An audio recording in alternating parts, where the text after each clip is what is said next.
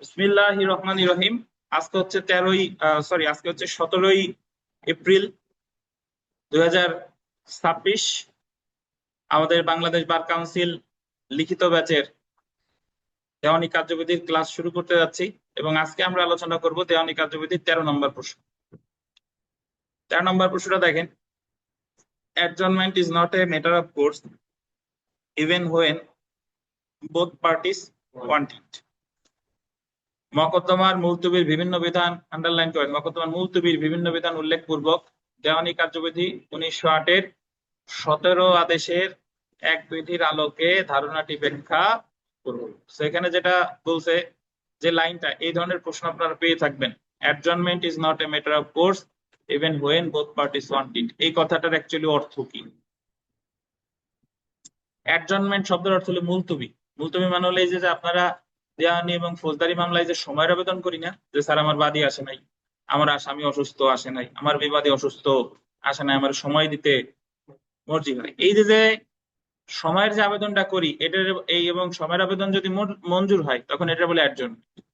মানে সময়ের আবেদন মঞ্জুর হলে আপনার বিচার কার্যক্রম কি করছে, মুলতবি করছে। তো এখানে বলছে যে adjournment is not a matter of course even when both parties want it. এই কথাটার অর্থ হলো যে অ্যাডজর্নমেন্ট কোনো কাঙ্ক্ষিত বিষয় নয় যদিও উভয় পক্ষ একসাথে চায়। এই কথার অর্থ কি শুনেন। দেওয়ানি কার্যবিধিতে ওই ফৌজদারিতে যেরকম সময়ের আবেদন যত খুশি তত করা যায়, বাদী যত খুশি তত করতে পারে, আসামি যত খুশি তত করতে পারে, এই জায়গা মঞ্জুর করবে কি করবে না আদালতের বিবেচনামূলক ক্ষমতা। কিন্তু এখন একটু পরে পড়বো যে দেওয়ানি মামলার ক্ষেত্রে সময়ের আবেদন বাদী বা বিবাদী একটা নির্দিষ্ট সংখ্যক বার করতে পারে। বাদী পারে এতবার, বিবাদী পারে এতবার, এর বেশি কিন্তু আদালত তার সময় মঞ্জুর করবে না। তো দেওয়ানি মামলার ক্ষেত্রে একটা নির্দিষ্ট সংখ্যক বার করতে পারে, এর বেশি মঞ্জুর করবে না। এখন তাহলে যখন এই নির্দিষ্ট সংখ্যক বার শেষ হয়ে গেছে, মানে আপনার যে কাঙ্ক্ষিত সময় আছে সেই সময়টা আদালত অলরেডি মঞ্জুর করে ফেলছে, বাদী তার যে কয়বার পাওয়ার কথা সেই কয়বার পেয়ে গেছে, বিবাদী যে কয়বার পাওয়ার কথা সেই কয়বার কি পেয়ে গেছে। এখন হঠাৎ করে বাদী আইসা বা বিবাদী আইসা সময়ের আবেদন করছে যে ওনার আমারে, আমার বাদী অসুস্থ বা আমার বিবাদী অসুস্থ, আমার সময় দিতে কি হয়, মর্জি হয়। আদালত বলছে যে আইনগত ভাবে তোমার যে কয়বার সময় আমি দিতে পারতাম সেই কয়বার দেওয়া শেষ, তো তোমারে আর আমি সময় মঞ্জুর করতে পারবো না। এখন অপর পক্ষ বলতেছে যে ওনার সময় দেন, আপনি সময় দিলে আমার কোনো আপত্তি নাই। বুঝেন কিনা?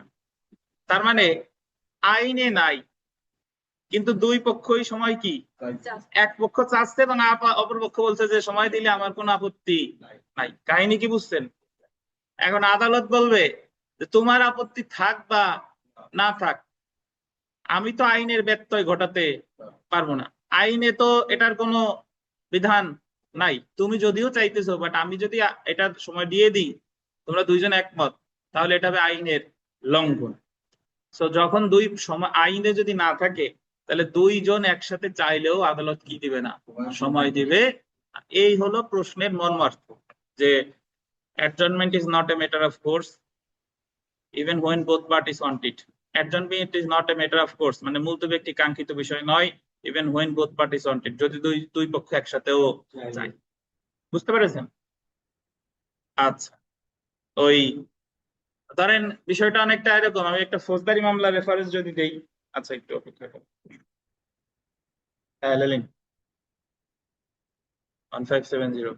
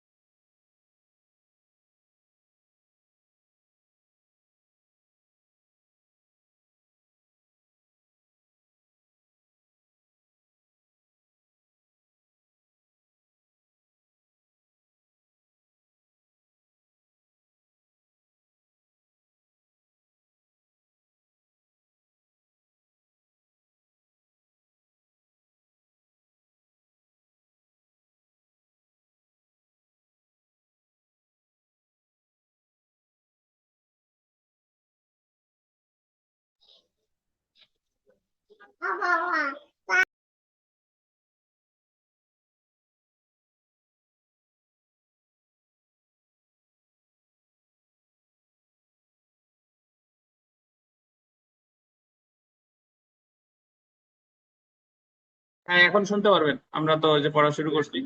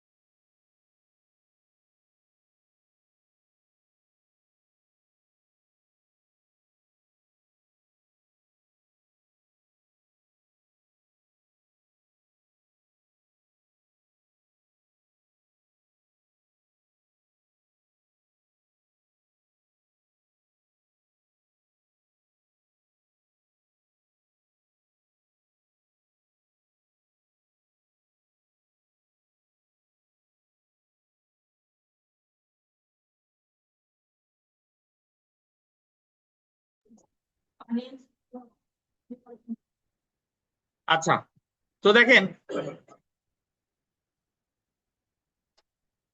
শুনতে পাচ্ছেন অনলাইনে যারা আছেন, বলেন তো। হ্যালো, জি স্যার, শোনা যায় স্যার। দেখা যাচ্ছে? শোনা যাচ্ছে। জি জি স্যার। স্যার, শোনা যাচ্ছে। ওকে, তো তাহলে আমরা যদি খারিজ আদেশ বা একতরফা নিষ্পত্তি আদেশের বিরুদ্ধে আমার প্রথম প্রতিকার হলো রিভিশন। আমি যদি উচ্চ আদালতে যেতে চাই তাহলে আমাকে কি করতে হবে? রিভিশন।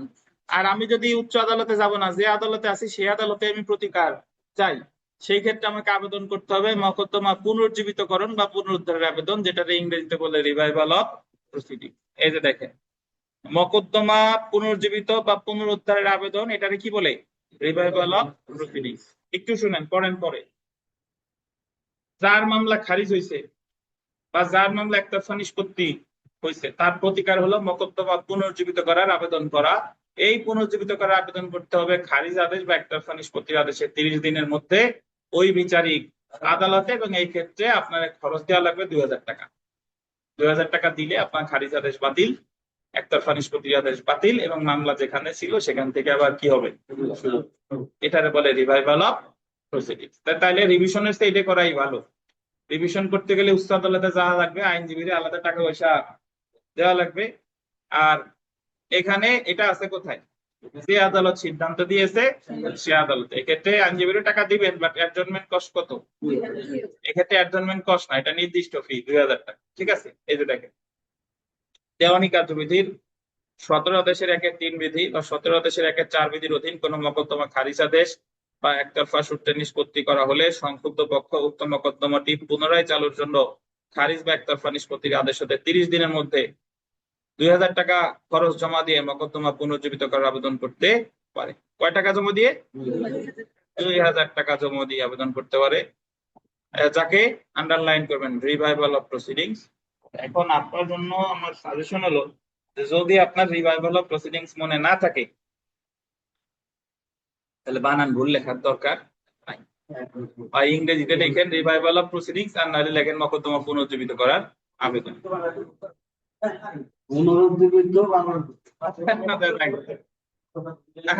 আচ্ছা দেখেন, আচ্ছা এখন পুনর্জীবিত যদি না পারেন, আপনাদের পুনর্জীবিত যদি বানান ভুল করেন, তাহলে লিখবেন পুনরায় চালু। পুনরায় চালু। তবে এক্ষেত্রেও মকদ্দমা পুনর্জীবিত করার আবেদন মঞ্জুর করা আদালতের বিবেচনামূলক ক্ষমতা। এই বিবেচনামূলক ক্ষমতাটা কাটেন, লেখেন এক্ষেত্রে মঞ্জুর করা আদালতের জন্য বাধ্যতামূলক, নট বিবেচনামূলক। একটু এখানে সংশোধিত হবে, বিবেচনামূলক এটা কি লিখবেন? বাধ্যতামূলক।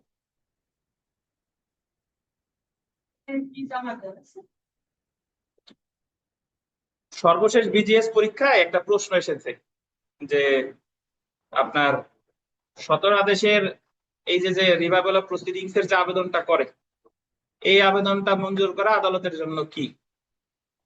বাধ্যতামূলক, নট বিবেচনামূলক, বাধ্যতামূলক। কিন্তু এর আগে ওই যে 3 বার 4 বার 3 বার এইগুলা বিবেচনামূলক, বাট এটা করতে আদালত বাধ্য। আমাদের না, এটা বাধ্য, এটা বাধ্য। এখন আরিফ সাহেবের বাসায় বাধ্য, বাধ্য। এখন উনি যে একা বলে তা না, আমাদের যে স্বাস্থ্যমন্ত্রী আছে বর্তমান, মহোদয়ের নাম জানি না, উনি স্বাস্থ্যের বলে স্বাস্থ্য, ঠিক আছে, স্বাস্থ্যের বলে স্বাস্থ্য। আমাদের আরিফ সাহেব বাধ্যরে বলে বাধ্য, স্বাক্ষরে বলে সাক্ষ্য। এখন আমিও মাঝে মাঝে এটা ওনার দেখা দেখে আমি একটু চেষ্টা করি মাঝে মাঝে উনারে বলতে গিয়ে যে বাধ্যরে বাধ্য বলি, এটা দেখা যায় কি ওই শব্দটার প্রতি জোর বেড়ে যায়। মানে মাঝখানে যদি যে কোনো শব্দে আপনি যদি একটা রস্যইকার যোগ করেন বাধ্য, সে জায়গায় বাধ্য, বাধ্য, সাক্ষ্য, হ্যাঁ, জোর বেড়ে যায়। তোমরা খালি খালি বলে না, এই জায়গায় আসলে একটা মজা আছে, ঠিক আছে। আচ্ছা, যাই হোক, তো আপনি পাইছেন, স্বাস্থ্যমন্ত্রী পাইছেন আরিফ সাহেব। আচ্ছা, এখন দেখেন, আলোচনার পরিশেষে বলা যায় যে 17 দেশের এক বিধির বিধান সাপেক্ষে চূড়ান্ত শুনানি পর্যায়ে বা চূড়ান্ত শুনানির পূর্বে মুলতবি আবেদন করা আদালতের বিবেচনামূলক ক্ষমতা, এমনকি উভয় পক্ষে একত্রে সম্মতিও হয়ে যদি মুলতবির অনুরোধ করে তবু আদালত উক্ত মুলতবি মঞ্জুর করতে কি বাধ্য না। এখানে মঞ্জুর হয়ে গেছে, ময়ের রস্যটা কেটে দেন, মঞ্জুর করতে বাধ্য না। তাই বলা যায় যে adjournment is not a matter of course even when both parties want ইট। মানে আমরা শুরু করছিলাম ইংরেজি লাইন দিয়ে, শেষ করলাম কি ইংরেজি লাইন দিয়ে। এখন আমরা যারা পরীক্ষার্থী তারা অনেকে পরীক্ষার সময় প্রশ্ন আসে, ধরেন adjournment is not a matter of course even when both parties want ইট, আপনি উত্তর লিখছেন কিন্তু আপনার উত্তরের কোথাও এই লাইনটা নাই, বুঝছেন? তাহলে আপনার উত্তর হলো বাট প্রাসঙ্গিক হলো না। আপনি মার্ক পাবেন বটে বাট বেশি মার্ক পাবেন। এখন যদি বলেন যে স্যার অ্যাডজার্নমেন্টের সাথে যে আর কি ইংরেজি লেখছে তা তো বুঝি না, এখন বুঝতেছি ওটা অ্যাডজার্নমেন্ট কিন্তু আর তো কিছু বুঝি না, তাইলে কি করব? এখন আপনি যদি বুঝে থাকেন যে এটা অ্যাডজার্নমেন্টের প্রশ্ন, একেবারে শেষে লিখবেন। হাবিজাবি প্রশ্ন লিখতে হবে কখন? শেষে। তাহলে আমি অ্যাডজার্নমেন্ট রিলেটেড যা যা জানি তাই লিখবো, পরে আন্দাজে লিখবো, অতএব আলোচনার পরিশেষে বলা যায় যে ওই লাইন দিয়ে দিবেন, বুঝছেন? Something is better then nothing. মানে আপনি যখন কিছুই পারতেছি না তখন আমি ইংরেজি লাইন যদি না বুঝি, যে শব্দটা বুঝতে ওই অনুসারে কিছু লিখে আলোচনার পরিশেষে বলা যায় যে এই। তাহলে পরীক্ষক বুঝবে যে আপনি পারেন নাই বটে কিন্তু হাল ছাড়তে রাজি না, মানে আপনি শেষ মুহূর্ত পর্যন্ত কি চেষ্টা করে গেছেন। আপনাদের দরকারও তাই, এই জায়গায় ভালো করার দরকার নাই, আমার দেখতে হবে যে আমার যতটুকু সামর্থ্য সেই অনুসারে আমি পরীক্ষার প্রশ্নে চেষ্টা করছি কিনা। আর আপনি যদি ভিআইপি মানুষ হয়, দূর ওই লাইন তো কিছু বুঝেই না, কিছু লিখবই না, ফাঁকা রেখে চলে যাই, হবে না। তো দেখেন, লাস্টে থার্ড ব্র্যাকেটের মধ্যে একটা লাইন আছে, অলরেডি আলোচনা করছি, যে মুলতবি আবেদন মঞ্জুর বা নামঞ্জুরকৃত আদেশ হলো একটা আপিল অযোগ্য আদেশ, তাই এর বিরুদ্ধে আপিল করা যাবে না কিন্তু রিভিশন করা যাবে। এটা তো প্রথমেই বলছি। তো এই প্রশ্ন কে বুঝেন নাই, অনলাইন অফলাইনে যারা বুঝেন নাই আমার প্রশ্ন করেন প্লিজ, দ্রুত।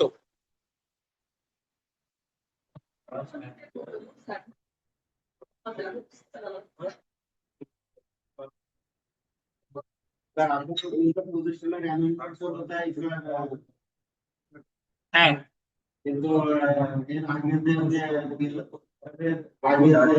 ওই বলেন চূড়ান্ত শুরু।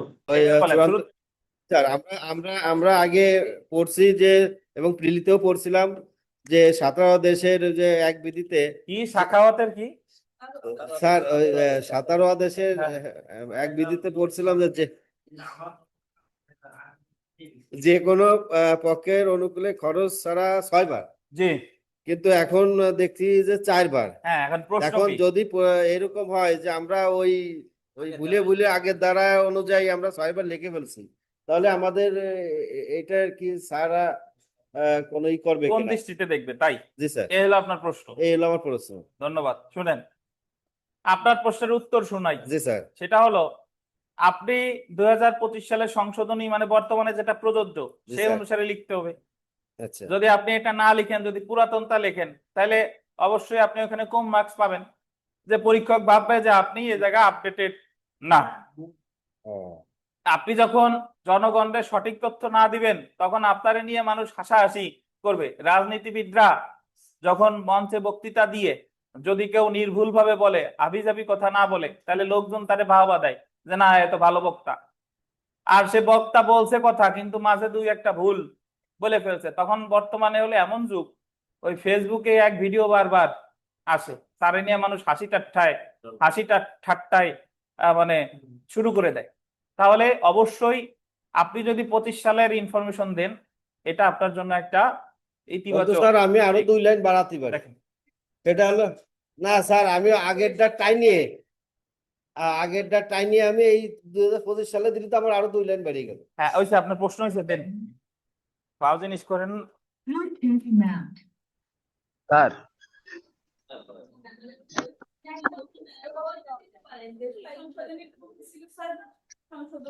স্যার কে কে কে কথা বলেন, বলেন। স্যার তপন।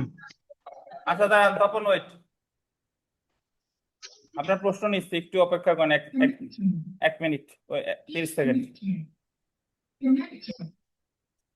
হ্যাঁ তপন বলেন প্লিজ। স্যার ওই যে দুই পক্ষ মিলে বাদী বিবাদী মিলে তো সর্বোচ্চ 20 বার আদালত মঞ্জুর করতে পারবে সময়।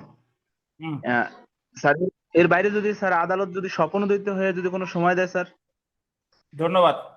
একজন বলছে যে, স্যার বাদী বিবাদী তো নিজের ইচ্ছায় তো 20 বার, মানে ওনারা আবেদন করলে 20 বার। এখন আদালত স্বপ্রণোদিত হয়ে কথা তো বলে না, আদালত তো অসীম ক্ষমতার অধিকারী। তিনি ইচ্ছা করলেন নিজেই, মানে যখন সাক্ষ্য গ্রহণ করতেছে আজকে শেষ হয় নাই, আপনারা কেউ সময় আবেদন করেন, আদালত বললো যে আগামী শুনানি অমুক তারিখ। আদালত তো ইচ্ছা করলে 1000 বার মঞ্জুর করতে পারে, উনার কাছে কেউ আবেদন না করার দরকার নাই, উনি নিজেই কি করবে, মঞ্জুর নিজেই বলবে যে আজকে মুলতবি, আগামী তারিখ এত, কারণ আজকে তো সব শুনানি শেষ করা সম্ভব হয় নাই। বুঝছেন তপন? জি স্যার। আচ্ছা, আমরা এখন যে প্রশ্নটা পড়বো সেটা হলো পেজ নাম্বার 48-এ চলে আসেন, 10 নম্বর প্রশ্নটা। রথিক সাহেব, আপনি কিছুক্ষণ পর পরে যে গলায় দেন, আপনার কি অভ্যাস নাকি কাশের সমস্যা, কোনটা? না এটা তো দীর্ঘদিন যাবত আমি দেখতেছি, ঠান্ডা তো একদিন না, দীর্ঘদিন যাবত এই যে ঝাঁকি দেন।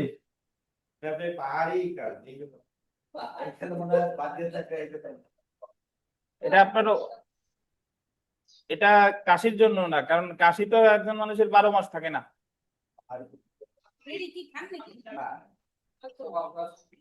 আচ্ছা দেখেন, আমরা কি কামনা সাগরে গোসল করছে নাকি? আচ্ছা, যে ওনাদের মতুয়া ধর্মের উড়াকান্দি যে পুকুর, সেটার তো কামনা সাগর বলে, কামনা সাগর না ভাই? জি দেখেন। আচ্ছা আচ্ছা দেখেন, আমরা 10 নম্বর প্রশ্নটা দেখি আমাদের প্রশ্নের, দেওয়ানি মামলা কিভাবে দায়ের করতে হয়। পরীক্ষায় প্রশ্ন আসবে যে একটা দেওয়ানি মামলা কিভাবে দায়ের করতে হয়, আলোচনা করুন। তো দেওয়ানি মামলা আমরা এর আগে জানছি, একটু শুনেন। দেওয়ানি মামলা যিনি দায়ের করে তাকে কে বলে? তাকে কি বলে? বাদী। যার বিরুদ্ধে দায়ের করে তাকে কি বলে? বিবাদী। আর বাদী যে জিনিসটার মাধ্যমে তার ওই দাবি দাওয়া তুলে ধরে সেটার বলে কি? প্লেইন বা আর্জি। এখন এই আর্জিটা ভাই, আর্জিটা জমা দিবে কার কাছে? আর্জিটা জমা দেয় আদালতের প্রধান কর্মকর্তা বা chief ministerial officer of the court, এনাকে বলা হয় সেরেস্তাদার, আদালতের প্রধান কেরানি। সরাসরি কিন্তু বিচারকের কাছে আর্জি দেওয়া হয়, তারপর সেরেস্তাদার এগুলো পরীক্ষা টরীক্ষা করে দেখে। এবং আর্জির সাথে কতগুলো বিষয় আছে, যতজন বিবাদী ততগুলো সমনের কপি, সমনের সাথে সাথে ওই আর্জির হুবহু নকল ততগুলা, ঠিক আছে?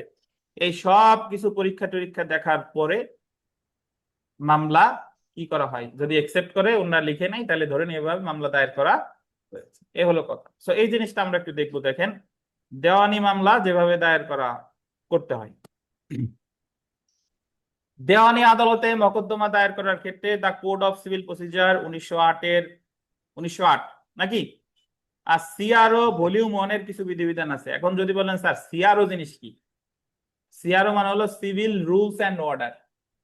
সিভিল রুলস এন্ড অর্ডার এই শুনেন, আমরা ফৌজদারি কার্যবিধিতে কি পড়ছি? The code of criminal procedure, নাকি? কিন্তু ফৌজদারিতে যে জিনিসটা আমরা পড়ি না সেটা হলো criminal rules and order. Criminal rules and order, ওটারও সিআরও বলে। ওটার অর্থ কি? একটা বিচারকের পোশাক কি, আইনজীবীর পোশাক কি, আদালত কখন শুরু হবে, এই যে যে বিস্তারিত বিধিবিধান সবকিছু বলা আছে কোথায়? সিআরওতে। তাহলে একটা দেওয়ানি মামলা কিভাবে দায়ের হবে এটা শুধু দেওয়ানি কার্যবিধিতে আছে তা না, এটা আছে কোথায়? CRO, civil rules and order. যদি আপনি সিআরও না মনে না থাকে, বাংলায় সিআরও লিখলেও সমস্যা নাই। তারপর দেখেন, the code of civil procedure 1908 এর ধারা 26, কত ধারা? 26। এবং অর্ডার, এই জায়গায় আইভি মানে কত জানেন? ভি মানে হচ্ছে 5। ভি এর বাম পাশে যদি 1 লিখি তাহলে 1 বিয়োগ 4, আর ভি এর ডান পাশে যদি 1 লিখি তাহলে 1 যোগ, তাহলে হবে কত? 6। তাহলে এখানে ভি এর বাম পাশে 1, তাহলে কত হবে? 4। তাহলে the code of civil procedure 1908 এর ধারা 26 এবং অর্ডার 4 এর বিধি 1 অনুযায়ী, আন্ডারলাইন করবেন, আরজি দাখিলের মাধ্যমে একটি মোকদ্দমা দায়ের করতে হবে। তাহলে একটা দেওয়ানি মামলা শুরু হয় কিসের মাধ্যমে ভাই? আরজি দাখিলের মাধ্যমে।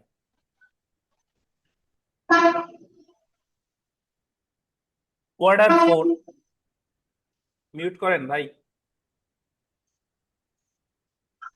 অর্ডার 4 রুল অন অনুযায়ী আরজি পেশ করতে হবে আদালতের নিকট বা আদালতের নিযুক্ত কর্মচারীর নিকট। একটি আরজি সঠিকভাবে দায়ের হয়েছে কিনা তা পরীক্ষা করার প্রাথমিক দায়িত্ব, আন্ডারলাইন করবেন, সংশ্লিষ্ট সেরেস্তাদারের। তাহলে আরজি ঠিকঠাক ভাবে দায়ের হয়েছে কিনা এটা পরীক্ষা করবে কে? সেরেস্তাদার। উক্ত সেরেস্তাদারের নির্ধারিত কোর্ট ফি দেওয়া হয়েছে কিনা তা যাচাই করে সবকিছু ঠিক থাকলে দেখবে যে সেরেস্তাদার দেখবে যে এই আরজির সাথে সে ঠিকঠাক ভাবে কোর্ট ফি দিছে কিনা।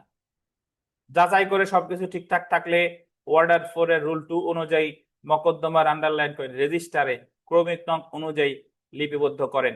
তখনই ধরা হয় একটি দেওয়ানি মামলা দায়ের করা হয়েছে। মানে আপনি তো আরজি দিলেন, সেরেস্তাদার সব কিছু পরীক্ষা করার পরে যদি দেখে যে না সব ঠিকঠাক আছে, তাহলে ধরে নেওয়া হবে আরজি দায়ের করা হয়েছে। বুঝছেন? আচ্ছা, আদালতের নিকটও দিয়ে দেবে। এটা স্যার লেখে নাই, স্যার কোনো কথা নিজের লেখে নাই, এটা আইনের কথা, ওই আইনে আছে। বুঝছেন? অনেকে এই যারা মহাপণ্ডিত তারা আইসা আপনারে সাজেশন দেবে, ওসব গাইড বইতে কাজ হবে না, আপনাকে মূল আইন পড়তে হবে। ঠিক আছে? কিন্তু ও পাস করছে কিন্তু গাইড বই পড়িয়া, আর আপনার এখন পরামর্শ দেয় মূল আইন পড়তে হবে। এখন মূল আইন সাথে গাইড বইয়ের পার্থক্য কি ভাই? মূল গাইড বইটা আইছে কোত্থেকে? মূল আইন থেকে। ধরেন আপনি গাইড বই পড়ার উপকারিতা কি? গাইড বই পড়লে আপনি জানতেছেন যে এখান থেকে কোন ধরনের প্রশ্ন হয়, কিন্তু মূল আইনে তো জাস্ট ওই ধারা আর আদেশ, ওই জায়গায় তো 2-4টা এক্সট্রা কথাও বলা নাই, এবং ওই মূল আইন বোঝার ব্রেইন এখনো আপনার হয় নাই।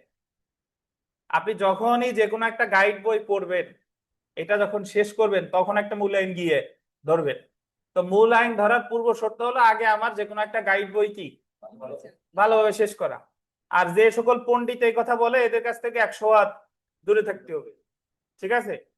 আর এখন আমি যে নোট তৈরি করছি, আমার নোট কিন্তু ওই যে অনেকে অনলাইনে পাঠাইছি, ওনার কাছে মনে হচ্ছে যে চিকুন চিকুন করা 7টা নোট আছে, চিকুন চিকুন 7টা নোট। এখন অনেকের মনের মধ্যে সন্দেহ, 2-1 আমারে রেসপন্স করে, স্যার এই নোটে যা আছে এ পড়লে কি হবে, নাকি আমার আর কিছু পড়া লাগবে? আরে বাবা, তুমি আগে এই নোটে যা আছে এটাকে শেষ করো, শেষ কইরা পরে তুমি একখান আইন পাঠ, নাহলে লিখিত প্রিলি মাস্টার, নাহলে বাজারে যত লিখিত বই আছে তার একখান ধরো, দেখবা যে এই জায়গা যা যা আছে ওই জায়গা তাই আছে, বরং ওই জায়গা আছে আমাদের এই জায়গা মুসাবিদা বেশি আছে, সমস্যামূলক প্রশ্ন কি আছে বেশি আছে। বুঝতে পারছেন? তাহলে এখন যদি বলেন স্যার এই বই আপনি নিজে লেখছেন, না, আমিও বিভিন্ন বই ঘাইটে টাইটে আপনাদের জন্য এটি কি তৈরি করছি, যাতে আপনার অন্য কোথাও আর হাত দেওয়া না লাগে। এ হলো সহজ কথা। আচ্ছা দেখেন,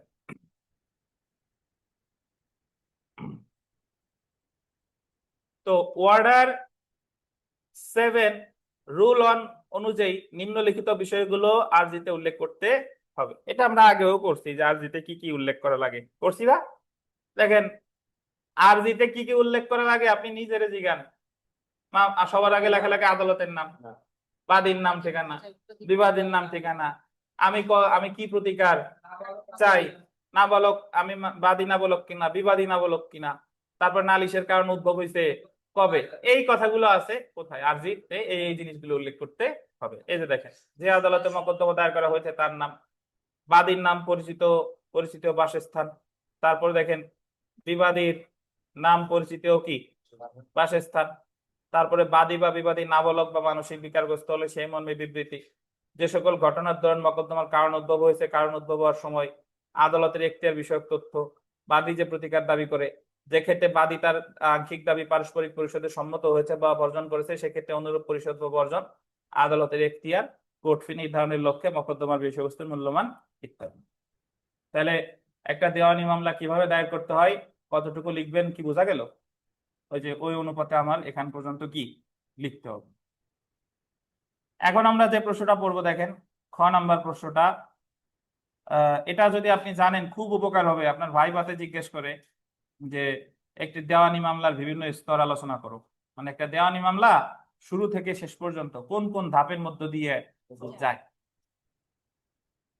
তো এটা আমরা আলোচনা করব, তার আগে একটু 5 মিনিটের ব্রেক, তারপরে আবার আমরা ক্লাস শুরু করবো ইনশাআল্লাহ। আচ্ছা দেখেন, তো তাহলে আমরা পড়া শুরু করি। যেখানে ছিলাম যে একটা দেওয়ানি মামলার বিভিন্ন স্তর। তো একটা দেওয়ানি মামলা আসলে আমি একটু মুখে মুখে বলি, তারপরে আপনারা এই জায়গায় আমরা দেখব। একটা দেওয়ানি মামলা শুরু হয় আরজি দাখিলের মাধ্যমে, অর্থাৎ সর্বপ্রথম যে ধাপটা সেটা হলো আরজি দাখিল। আরজি দাখিলের পরে বিবাদী বরাবর যায় হচ্ছে সমন। সমনের পরের ধাপ হচ্ছে লিখিত জবাব, মানে বিবাদী সমন পাওয়ার পরে লিখিত জবাব দিবে। লিখিত জবাব দেওয়া শেষ, তারপরে হলো মামলার প্রথম শুনানি। এখন প্রথম শুনানি কখনো কখনো লিখিত জবাবের আগে হয়, কখনো কখনো লিখিত জবাবের পরে হয়, সেটা পরের কথা। এখন লিখিত জবাব যখন দাখিল করলো, তখন উভয় পক্ষ এসে হাজির হবে, একদিন হাজির হবে। হাজির হওয়ার দিন ওই মামলাটা এডিআর এ পাঠাবে। এডিআর এ পাঠাতে এখন বাধ্য, এডিআর এ পাঠাতে এখন বাধ্য, মধ্যস্থতায় পাঠাবে, যে তাদের ভিতর নিজেদের মধ্যে আপোষ মীমাংসা হয় কিনা। যদি নিজেদের মধ্যে আপোষ মীমাংসা হলে তো ভালো, আর যদি না হয়, যদি ওই নিজেদের মধ্যে আপোষ মীমাংসা হয়ে যায় তাহলে তো ডিক্রি দিয়ে দিবে। আর যদি নিজেদের মধ্যে আপোষ মীমাংসা কি হয় নাই, তাহলে সেই ক্ষেত্রে ওই মামলায় ইস্যু গঠিত হবে, ইস্যু গঠন মানে বিচার্য বিষয় গঠন। তাহলে আরজি, সমন, লিখিত জবাব, এডিআর, ইস্যু গঠন।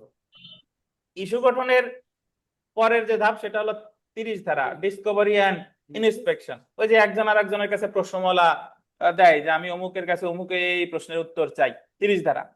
30 ধারার পরে যে ধাপ, যেটা দেওয়ানি প্র্যাকটিস করেন তারা যেমন বলে এসডিপিএইচ, সেটলিং ডেট ফর পারেন্টরি হিয়ারিং, মানে চূড়ান্ত শুনানির দিন নির্ধারণ।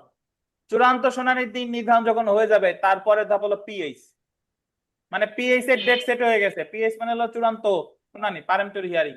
তাহলে এসডিপিএস এর পরের ধাপ হলো পিএইচ, পারেন্টরি হিয়ারিং। পিএইচ যদি শেষ না হয় তাহলে এফপিএইচ, ফার্দার পারেন্টরি হিয়ারিং।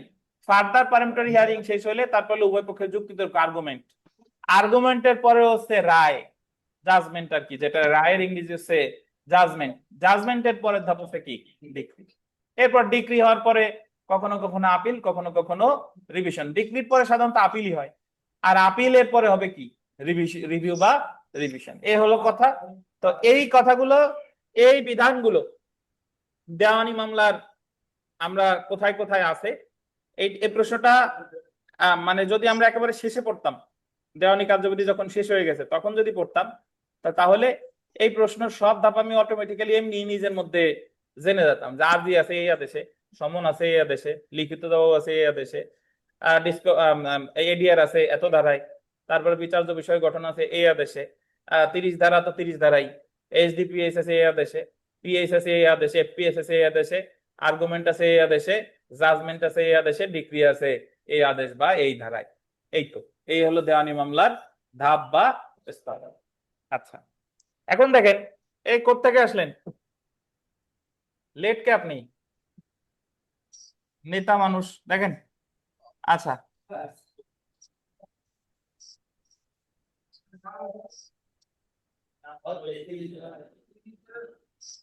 হ্যাঁ, আসসালামু আলাইকুম।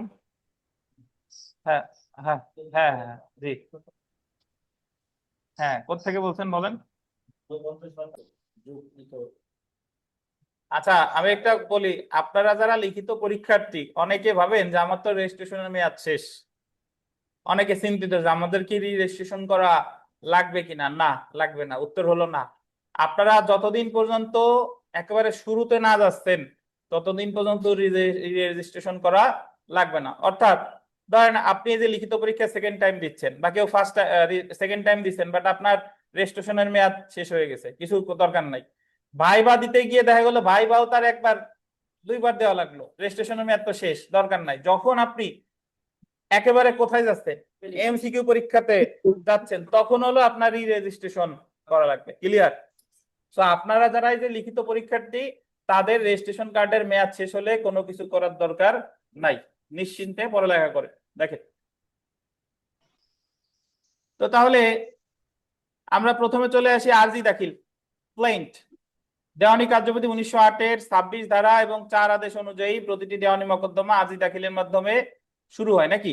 শুরু হয় আরজি দাখিলের মাধ্যমে। সাধারণত বাদী যে লিখিত দরখাস্তের মাধ্যমে তার প্রতিকার প্রার্থনা করে তাকে কি বলে? আরজি বা প্লেন্ট। এটা তো আমরা জানি। তারপর দেখেন সমন জারি, সার্ভিস রিটার্ন। আরজি দাখিলের পরে দেওয়ানি মোকদ্দমার পরবর্তী পর্যায়ে হলো বিবাদী বরাবর সমন জারি। সমন জারি প্রক্রিয়া সম্পর্কে দেওয়ানি কার্যবিধির কত আদেশ? 5 আদেশ আর ধারা 27 থেকে 32। হ্যাঁ, কেউ কিছু বললেন? আচ্ছা, এরপর দেখেন লিখিত জবাব বা রিটেন স্টেটমেন্ট। আমি একটা কথা বলি, যদি আপনার ইংরেজি মনে থাকে তাহলে ইংরেজি টার্মগুলো লিখবেন, নাহলে কিভাবে লিখবো? এই লিখিত জবাব। সমন জারির পর দেওয়ানি মোকদ্দমার পরবর্তী পর্যায়ে হলো লিখিত বিবাদী কর্তৃক লিখিত জবাব দাখিল। আদেশ আন্ডারলাইন করবেন। 8 অনুযায়ী লিখিত জবাব দাখিলের সর্বোচ্চ সময় হলো কত? 60 কার্য দিবস। 60 ওয়ার্কিং ডেজ। ঠিক আছে? অর্থাৎ সমন পাওয়ার পরে লিখিত জবাব দাখিল করতে হবে সর্বোচ্চ কত কার্য দিবস? 60 কার্য দিবস। তারপর দেখেন বিকল্প পদ্ধতিতে বিরোধ নিষ্পত্তি, এডিআর, অল্টারনেটিভ ডিসপুট রেজলিউশন। লিখিত জবাব দাখিলের পর একটি দেওয়ানি মোকদ্দমার পরবর্তী পর্যায়ে হলো বিকল্প পদ্ধতিতে বিরোধ নিষ্পত্তি। দেওয়ানি কার্যবিধিতে বিকল্প পদ্ধতিতে বিরোধ নিষ্পত্তির দুটি পদ্ধতি আছে, যথা একটা লেখেন মধ্যস্থতা 89 ক ধারা, সালিসি 89 কি খ ধারা। তারপরে দেখেন বিচার্য বিষয় গঠন। বিচার্য বিষয় গঠনটা ইংরেজিতে কি বলে? Framing issues. বিচার্য বিষয় গঠন হলো একটা মামলায় এক পক্ষ যেটা দাবি করে অপর পক্ষ যেটা অস্বীকার করে সেটার উপর ভিত্তি করে বিচার্য বিষয় গঠিত হয়। ধরেন এইভাবে যে বাদী দাবি করছে বিবাদীর কাছে 50 লাখ টাকা পাই, বিবাদী বলতেছে না তুমি আমার কাছে কোনো টাকা পাও না, তাহলে এটা একটা বিচার্য বিষয়। আবার বিবাদী বলতেছে যে তোমার মামলা রেজ জুডিকাটা দ্বারা বাড়িত, বাদী বলতেছে যে না আমার মামলা রেজ জুডিকাটা দ্বারা বাড়িত না, এটা একটা বিচার্য বিষয়। অর্থাৎ কোন মামলায় এক পক্ষ যেটা দাবি করে অপর পক্ষ যেটা অস্বীকার করে সেটার উপর ভিত্তি করে বিচার্য বিষয় গঠিত হয়। তাহলে বিকল্প বিরোধ নিষ্পত্তি সম্ভব না হলে, দেখেন মানে এডিআর যদি সম্ভব কি না হয় তাহলে মোকদ্দমার বিচার্য বিষয় গঠন করা হয়। দেওয়ানি কার্যবিধির 14 আদেশে বিচার্য বিষয় গঠন সম্পর্কে আলোচনা করা হয়েছে। কত আদেশ ভাই? 14 আদেশ। মোকদ্দমার আন্ডারলাইন করবেন প্রথম শুনানি বা লিখিত জবাব দাখিল যেটা পরে ঘটে তার 15 দিনের মধ্যে বিচার্য বিষয় গঠন করা হয়। তাহলে বিচার্য বিষয় গঠনের একটা নির্দিষ্ট শুনানি আছে। প্রথম শুনানি বা লিখিত জবাব এই দুইটার ভিতরে যেটা কিসে ঘটে? পরে ঘটে। তার কয় দিনের মধ্যে? 15 দিনের মধ্যে। এরপরে দেখেন 30 ধারা আবিষ্কার ও উদ্ঘাটন। আবিষ্কার ও উদ্ঘাটন, এটা ইংরেজিতে কি বলে? Discovery and inspection. ইস্যু গঠনের পরবর্তী পর্যায় হলো আবিষ্কার ও উদ্ঘাটন, যা দেওয়ানি কার্যবিধি 30 ধারা এবং 11 আদেশে আলোচনা করা হয়েছে।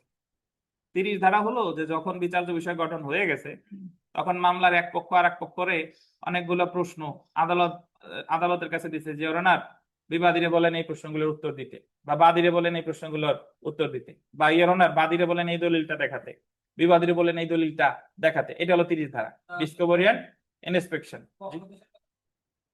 হ্যাঁ দেখেন, তো বিচার্য বিষয় গঠনের 10 দিনের মধ্যে মোকদ্দমার এক পক্ষ অন্য পক্ষের নিকট কোনো প্রশ্নমালা প্রেরণ বা দলিল পরিদর্শনের আবেদন জানাতে পারেন। একেই আবিষ্কার ও উদ্ঘাটন বলে। আচ্ছা, এরপরে আসেন চূড়ান্ত শুনানির দিন নির্ধারণ, এসডিপিএস, সেটলিং ডেট ফর পারেন্টরি হিয়ারিং। দেওয়ানি কার্যবিধির 14 আদেশের 8 বিধি অনুসারে বিচার্য বিষয় গঠনের 120 দিনের মধ্যে মোকদ্দমার চূড়ান্ত শুনানির দিন নির্ধারণ করা হয়, যাকে এসডিপিএস সেটলিং ডেট ফর পারেন্টারি হিয়ারিং বলে। যখন বিচার্য বিষয় গঠন হয়ে যাবে তার কত দিনের মধ্যে? 120 দিনের মধ্যে। তারপর দেখেন চূড়ান্ত শুনানি পিএইচ, এটারে কি বলে? পারেন্টারি হিয়ারিং। এই বানানগুলা এসডিপিএস এর বানানটা, পিএইচ এর বানানটা এখন থেকে শিখে নেবেন। এখন থেকে শিখে নিলে ভাইভাতে গিয়ে আপনার ওই মুহূর্তে টেনশন হবে না, বুঝছেন? ভাইভাতে বিচারপতিরা জিজ্ঞেস করে এসডিপিএস কি, খাতা কলম দিয়ে বলবে লেখেন। পিএইচ অর্থ কি? পারেন্টারি হিয়ারিং, তখন বলবো যে পারেন্টারি হিয়ারিং লেখেন। তাহলে আমরা প্র্যাকটিস করব এখন থেকে। দেখেন দেওয়ানি কার্যবিধি 18 আদেশের 19 বিধি অনুসারে এসডিপিএইচ এর 120 কার্যদিবসের মধ্যে চূড়ান্ত শুনানি শেষ করতে হবে। তারপর দেখেন অধিকতর চূড়ান্ত শুনানি এফপিএস, এটা বলে ফার্দার পারেন্টারি হিয়ারিং। 120 কার্যদিবসের মধ্যে চূড়ান্ত শুনানি সমাপ্ত না হলে আদালত অধিকতর চূড়ান্ত শুনানি করতে পারে। তারপর দেখেন যুক্তিতর্ক। আচ্ছা, এখন এই যুক্তিতর্ক আছে, দেখেন চূড়ান্ত শুনানি সমাপ্ত হলে মোকদ্দমার উভয় পক্ষ যুক্তিতর্ক উপস্থাপন করবে। এটাও কত আদেশে আছে? 18 আদেশ। তারপর যদি দেখেন রায় বা ডিক্রি, জাজমেন্ট এন্ড ডিক্রি, দেওয়ানি কার্যবিধির 20 আদেশে রায় ও ডিক্রি সম্পর্কে আলোচনা করা হয়েছে। যুক্তিতর্ক সমাপ্তির পর তৎক্ষণাৎ অথবা পরবর্তী কোনো দিনে আদালত মোকদ্দমার রায় ঘোষণা করে থাকে এবং এই রায়ের 7 দিনের মধ্যে, আন্ডারলাইন করবেন, রায়ের কয় দিনের মধ্যে? 7 দিনের মধ্যে ডিক্রি প্রদান করে থাকে। সাধারণত রায় ও ডিক্রি একই তারিখে উল্লেখ থাকে। সাধারণত আগে দেয় রায়, পরে দেয় ডিক্রি, তবে রায়ের 7 দিনের মধ্যে দেয় ডিক্রি, বাট রায়ে যেদিন ঘোষণা করে ডিক্রিতেও সেই একই তারিখ থাকে, যদিও দিচ্ছে 7 দিন পরে। বাট রায় যদি 1 জানুয়ারি দেয়, ডিক্রি 7 দিন পরে দিল, বাট ডিক্রিতেও তারিখ থাকবে কত? 1 জানুয়ারি।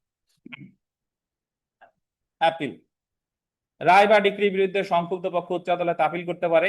আপিল সম্পর্কে 96 থেকে 112 ধারার অধীন এবং 141 থেকে শুধু 41 থেকে 45 আদেশে আলোচনা করা হয়েছে। বুঝছেন ভাই? তাহলে আপনি এই এই যে এই জিনিসটা যদি শিখে নেন, ভাইবার জিনিস হয়ে গেল। ভাই জিনিসটা খুব জটিল না, এই ধাপগুলো জাস্ট পয়েন্ট আকারে লিখে দিলে হয়ে গেল যে দেওয়ানি মামলার এই পর্যায়ে আছে different stages of a civil suit. ADR, ADR হলো অল্টারনেটিভ ডিসপিউট রেজুলেশন। এটা আমরা পরে পড়বো, প্রিলিতে পড়ছিলাম, বাট আপনি যেহেতু জিজ্ঞেস করছেন বলি। সেটা হলো যে একটা মামলা, তার আগে বলি অল্টারনেটিভ ডিসপিউট রেজুলেশন কি। এই যে দেখছেন একটা দেওয়ানি মামলা আর্জির মাধ্যমে শুরু হয়, শেষ হয় কি? ডিক্রি। মাঝে অনেক ধাপ না? অনেক ধাপ। একটা দেওয়ানি মামলা যদি সব কিছু একেবারে যথাযথ সময়েও হয়, তবুও শেষ হইতে অনেক সময় লেগে যায়। তো তখন বিচার প্রণেতারা তারা আবিষ্কার করলেন বা উদ্ভাবন করলেন যে মামলা এই যে যে প্রথাগত যে বিধিবিধান আছে এটার বাইরে গিয়ে আপোষ মীমাংসার মাধ্যমে নিষ্পত্তি করা যায় কিনা। এজন্য প্রথমে যে আর্জি দিল, সমন দিল, লিখিত জবাব দিল, যেদিন উভয় পক্ষ হাজির হয়েছে তখন আদালত এটা পাঠাবে এডিআর। এডিআর মানে বিকল্প বিরোধ নিষ্পত্তি, অল্টারনেটিভ ডিসপিউট রেজুলেশন। বিকল্প বিরোধ মানে হলো প্রচলিত বিচার ব্যবস্থার বাইরে ওদের পাঠাইছে, যা তোরা দূরে যা, যাইয়া নিজেরা আপোষ মীমাংসা করতে পারিস কিনা দেখ, যদি পারিস তাহলে আমার এসে জানাবি, সাথে সাথে ডিক্রি দিয়ে দিব। আর যদি না পারিস তাহলে জানাইলে শুরু হয়ে যাবে, বিচার কার্যক্রম শুরু হয়ে যাবে। এটা হলো এডিআর। বুঝছেন? মনে আসছে স্যার হ্যাঁ, জিজ্ঞেস করবে সাক্ষী তো এই জায়গায় কোথাও উল্লেখ না স্যার। ওটা না। হ্যাঁ বলেন, তপন নাকি? তপন জি স্যার। তপন স্যার এই যে আমরা যদি স্যার ওই যে ইংলিশটা না লিখে শুধু লেখা যায় তাহলে কি হবে স্যার? আরজি দাখিল হবে হবে না হবে সমন জারি? হবে, তপন হবে। জি স্যার। নেন আরিফ সাহেব নেন। জি স্যার। কি মনে ওঠে না? আপনার মনে ওঠে না? এটা স্যার। যোগ্য না। না স্যার, আসলে আফসা আফসা আসছে তো এই জন্য। কি বলেন? আগে স্যার বুঝাইছেন, তারপরে একটু এই যে বিচার্য বিষয় গঠনের লাস্টের লাইন, মোকদ্দমার প্রথম শুনানি বা লিখিত, আচ্ছা বলেন বলেন। স্যার মোকদ্দমার প্রথম শুনানি বা লিখিত জবাব দাখিলের যেটা পরে ঘটে, এই লাইনটা স্যার আমার একটু ক্লিয়ার করে দেন তো।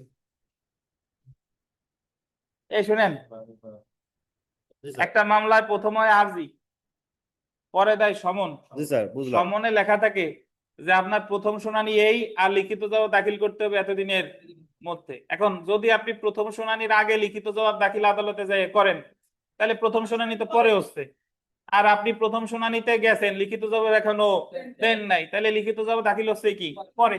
তাহলে প্রথম শুনানি আগে হোক বা লিখিত জবাব আগে হোক, যেটা পরে ঘটবে পরেটার 15 দিনের মধ্যে হবে, গঠিত হবে কি বিচার্য বিষয়।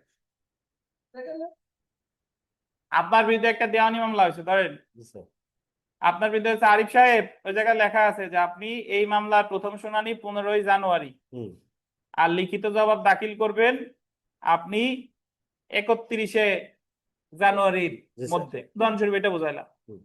এখন 31শে জানুয়ারির মধ্যে মানে কি, আগেও আপনি দিতে পারেন। দেখা গেল প্রথম শুনানি ছিল 15ই জানুয়ারি, আপনি সমন পাইছেন 2 জানুয়ারি, আপনি লিখিত জবাব আগে আগে দিয়ে এসছেন, লিখিত জবাব দিয়েছেন 7 জানুয়ারি, তাহলে আপনার লিখিত জবাব আগে দিয়ে দিছি, তাহলে প্রথম শুনানি হচ্ছে কবে, 15 জানুয়ারি। বুঝেন কিনা? আর যদি এরকম হয় যে না লিখিত জবাব আমি দেবো না, আগে প্রথম শুনানিতে যাই, তাহলে প্রথম শুনানি 15 জানুয়ারিতে গেলেন, তারপরে 31শে জানুয়ারির আগে যে কোনো সময় কি দিলেন, লিখিত জবাব। এবং এই দুইটার ভিতর যেটা পরে ঘটলো তার 15 দিনের মধ্যে বিচার্য বিষয় গঠিত।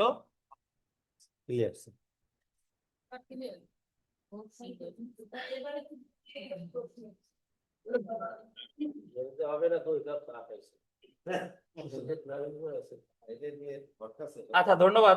আমরা কোনো প্রশ্ন আছে কিনা অনলাইনে যারা আছেন?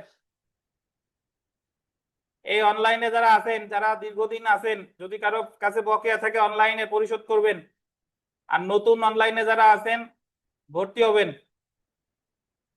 এই পরিশোধটা আপনার পড়ালেখার মতোই সিরিয়াস। দেখেন আমরা গ নাম্বার প্রশ্নে আসি, এটা ভিভিআই।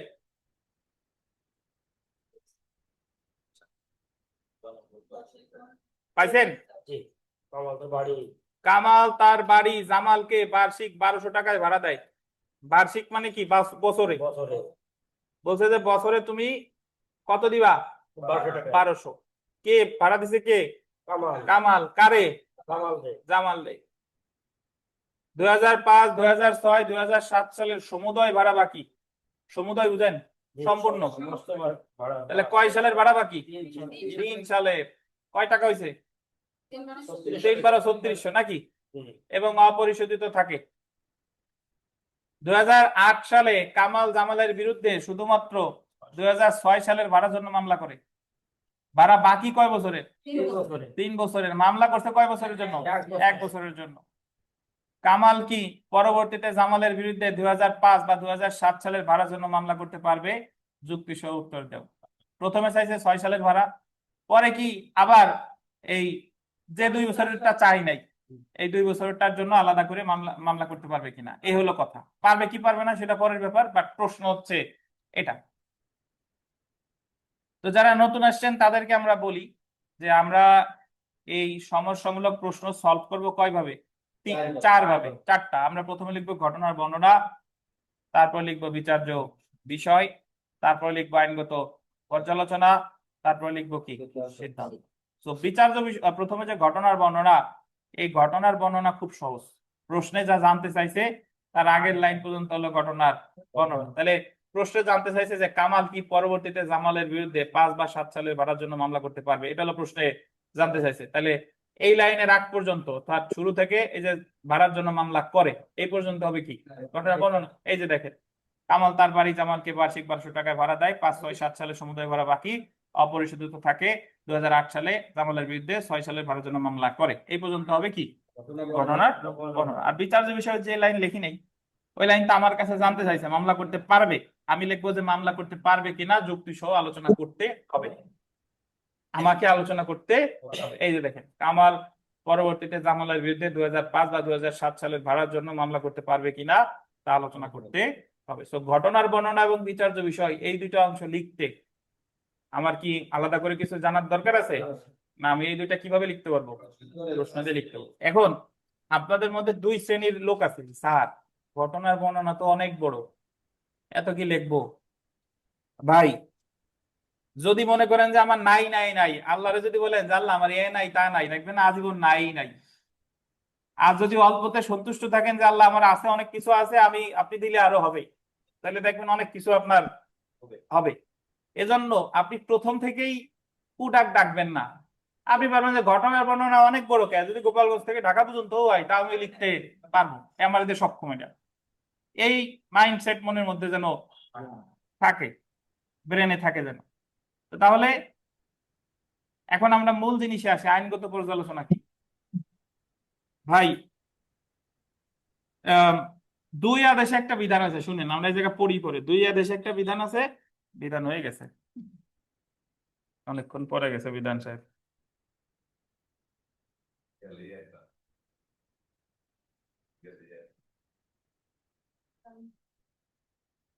হারিকেনের যুগ আসতেছে। প্রাথমিক বিশ্ববিদ্যালয়ে গাড়ির দাম তো কমে যাবে, কমে যাবে না, বাইরে একটা জিনিসের দাম চলে সবার বিকল্প হিসেবে স্যার সোলার থাকা উচিত, আইপিএস এর থেকেও কম। আচ্ছা দেখেন তো, তাহলে এই অনলাইনে যারা আছেন শুনতে পাচ্ছেন? জি স্যার, জি স্যার। আপনারা এই যে যারা দীর্ঘক্ষণ ধরে ক্লাস করতেছেন, আপনাদের ইলেকট্রিসিটি যায় নাই কারো বাসায়? না স্যার। স্যার স্যার আমার স্যার আমারটা ভারতের প্রথম গেছে। দিকে ছিল না স্যার এখানে স্যার। দিনে প্রায় কারেন্ট ঠিক নেই, আচ্ছা বেহুশে মতো যায়। যাই হোক দেখেন, আমরা আমাদের মাত্র গেল তো এই কারণে জিজ্ঞাসা করলাম, এতক্ষণ যায় নাই, মাত্র গেল। তো একটু আলোচনা করি, সেটা হলো যে আমাদের দেওয়ানি কার্যবিধি 2 আদেশে আছে যে আপনার কোনো কিছু যদি সম্পূর্ণ দাবি থাকে কারো কাছে, তাহলে সম্পূর্ণ দাবি করতে হবে। আপনি যদি সম্পূর্ণ দাবির কোনো অংশ করেন তাহলে বাকি অংশ পরে করতে পারবেন না। অর্থাৎ আপনি যদি কারো কাছে 5 লক্ষ টাকা পান, তাহলে আপনি তার বিরুদ্ধে 5 লক্ষ টাকা আদায়ের মামলাই করতে হবে। কিন্তু আপনি 2 লক্ষ টাকার মামলা করলেন আর বাকি পরবর্তীতে 3 লক্ষ টাকা আদায়ের মামলা করতে পারবেন না। ধরে নেওয়া হবে আপনি ওই সময় যখন 2 লাখ টাকার মামলা করছেন তখন আপনি 3 লাখ টাকার দাবি ছেড়ে দিছেন। এটা হলো সমুদয় দেবের ক্ষেত্রে। আর 2 আদেশে আরো একটা বিধান আছে, যখন আপনি একজনের কাছে একাধিক দাবি চান, মানে একাধিক প্রতিকার পাওয়ার অধিকারী, এই যে 3 বছরের ভাড়া বাকি, তাহলে আপনাকে 3 বছরের ভাড়াই একসাথে চাইতে হবে। যদি আপনি 1 বছরের ভাড়া চান বা 2 বছরের ভাড়া চান, 1 বছরের চান নাই বা 2 বছরের চান নাই, তাহলে পরবর্তীতে যেগুলা চান নাই এটা আর আপনি চেয়ে মামলা করতে পারবেন না। ধরে নেওয়া হবে যে যখন আপনি চেয়েছেন তখন ওই বাদ বাকি অন্যগুলোর দাবি কি করেছেন, পরিত্যাগ করছেন। বুঝছেন? তো এখন প্রশ্ন হলো যে স্যার তাহলে কি এটা আমি কখনোই পারবো না? হ্যাঁ পারবেন, এমন ক্ষেত্রে যদি আদালত অনুমতি দেয়। যদি আদালতের কাছে আপনি অনুমতি চান যে ওনার অমুকের কাছে আমার 3 বছরের ভাড়া বাকি, আমি এই যে আপাতত 1 বছরের ভাড়া আদায়ের জন্য মামলা করলাম আর পরবর্তীতে বাকি 2 বছরের মামলা আমি পরে করতে চাই, যদি আদালত অনুমতি দেয় তাহলে পারবেন, আর অনুমতি না দিলে কি পারবেন না। তাহলে আমরা এই প্রশ্নের যে আইনসঙ্গত ব্যাখ্যা সেটা হলো যে এই যে যে কামালের যে 3 বছরের ভাড়া সে যে পায়, কামালকে কয় বছরের মামলাই করতে হবে একসাথে? 3 বছর। সে যদি 1 বছরের ভাড়া চেয়ে মামলা করে এবং পরবর্তীতে 1 বছরের ভাড়া যদি সে পায়, তাহলে পরবর্তীতে ওই 2 বছরের ভাড়া চেয়ে মামলা করতে পারবে না। মামলা করলে এটা ধরে নেওয়া হবে যে পূর্বেই তার অধিকার কি হয়েছে, পরিত্যাগ হয়েছে। এটাই বলা আছে 2 আদেশে, দেওয়ানি কার্যবিধির কত আদেশে? 2 আদেশে। এই যে দেখেন এটা অনেকটা এরকম, এই শুনেন, আপনার প্রতিবেশী বেদখল করছে, আপনার বাড়ি প্লাস আপনার বাগান সহ বেদখল করছে। এখন আপনি মামলা করছেন শুধু বাগানের দখল চেয়ে, আদালত আপনার বাগানের দখল দিছে, পরে আপনি বাড়ির দখল চেয়ে আর মামলা করতে পারবেন না। কেন পারবেন না? ধরে নেওয়া হবে ওই প্রথম মামলার সময় বাড়ির দখল আপনি কি করছেন, পরিত্যাগ করছেন। এই যে দেখেন, কামাল পরবর্তীতে জামালের বিরুদ্ধে 2005 বা 2007 সালের ভাড়ার জন্য মামলা করতে পারবে না, কারণ দেওয়ানি কার্যবিধি 2 আদেশের 2-3 বিধিতে বলা আছে, আন্ডারলাইন করবেন, কয় আদেশের কত? 2 আদেশের 2-3 বিধিতে বলা আছে কোন ক্ষেত্রে বাদী মামলার একই বিষয়বস্তু সম্পর্কে, আন্ডারলাইন করবেন, একাধিক প্রতিকার দাবি করার অধিকারী হলে সে সমস্ত বা তন্মধ্যে যে কোনো প্রতিকার দাবি করে মামলা করতে পারবে, তবে আদালতের এই যে আন্ডারলাইন করেন অনুমতি ব্যতীত, পাইছেন? আদালতের অনুমতি ব্যতীত উক্তরূপ প্রতিকারগুলির মধ্যে কোনোটি দাবি না করে থাকলে পরে সেরূপ কোনো প্রতিকার দাবি করা চলবে না। আপনি আপনার ভাষায় লিখবেন যে যদি কারো একাধিক প্রতিকার পাওয়ার সুযোগ থাকে, একাধিক প্রতিকার একসাথেই চাইতে হবে। যদি একটা চাই, দুইটা চাই নাই, তাহলে পরবর্তীতে দুইটা চাওয়া আর যাবে না। তবে পরবর্তীতে দুইটা চাওয়া যেত যদি আদালত তারে কি দিত, অনুমতি দিত। এ হলো কথা। যেহেতু কামাল শুধু 2006 সালের ভাড়ার জন্য মামলা দায়ের করেছে, তাই সে 5 ও 7 সালের ভাড়ার দাবি পরিত্যাগ করেছে বলে কি হবে? সুতরাং দেওয়ানি কার্যবিধি 2 আদেশের 2-3 বিধি অনুসারে কামাল পরবর্তীতে জামালের বিরুদ্ধে 2005 বা 7 সালের ভাড়ার জন্য মামলা করতে পারবে। স্যার ওই অনুমতিটা তো এই মোকদ্দমা করার আগেই চাইতে হবে নাকি চলমান অবস্থায়? মোকদ্দমার সময় পাবেন, ওনার কাছে দেন, প্রশ্ন করেন, দেন, আর দিতে চাইবেন।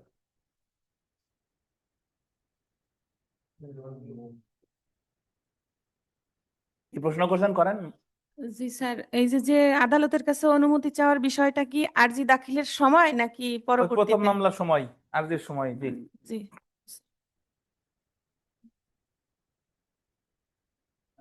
হ্যাঁ, আরজিতে উল্লেখ করবেন। এ অনলাইনে যারা আছেন, কোনো প্রশ্ন আছে?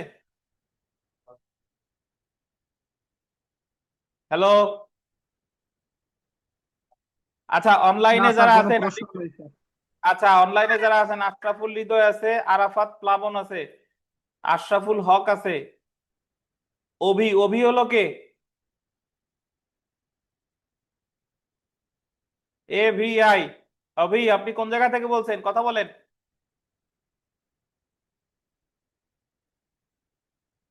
আজিম খান খাগড়াছড়ি, ভারতী রায় নীলফামারী, ফরিদ হোসেন মাদারীপুর, গাজী শামীম আহমেদ তো ঢাকা, কামরুন নাহার ঢাকা, রেজাউল সাহেব কোথা থেকে আছেন?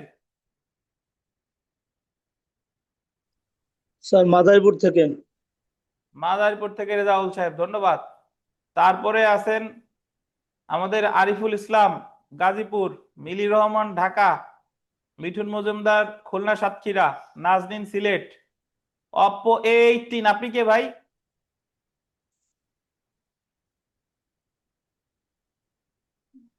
এই যাদের প্রশ্ন করি আপনার কথা বলেন না কেন? রুপি চৌধুরী চট্টগ্রাম, স্বপন সাহেব কি সাভার নাকি? স্বপন,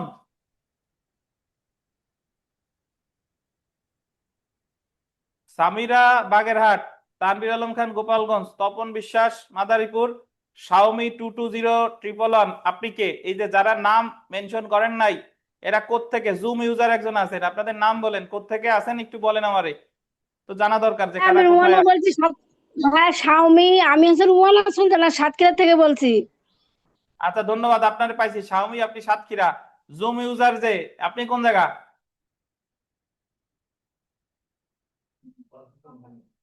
দেখেন তো আমারটা বলে দেখা যাচ্ছে না। সলিমুল্লাহ।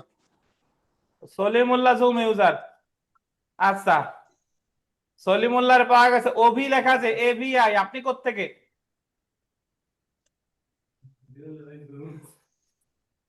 Oppo A18 and অভি, আপনারা কে বলেন, পরিচয় দেন। Oppo A18 ভিডিও দেখাচ্ছেন, আপনার চেহারা দেখতেছি কিন্তু নাম বলতে হবে।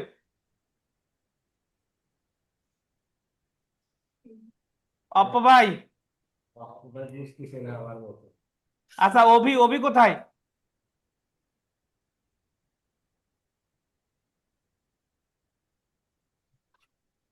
যাক, আপনারা হয়তো বা টেকনিক্যালি বুঝতেছেন না বা আপনাদের লজ্জা লাগতেছে। আমরা আজকে এ পর্যন্ত, আমাদের আগামীকাল পড়া আছে সকাল 8টায়, আগামীকাল আসেন। আগামীকাল আমরা নেক্সট পড়া থেকে শুরু করব। যারা অনলাইনে যোগদান করছেন তাদের কাছে যদি কারো PDF না থাকে, হার্ড কপি নিলে তো আর PDF পাবেন না। আমার কাছ থেকে যারা হার্ড কপি নিছেন তারা তো পাইলেনই, আর PDF যারা পান নাই আমার সাথে যোগাযোগ করেন।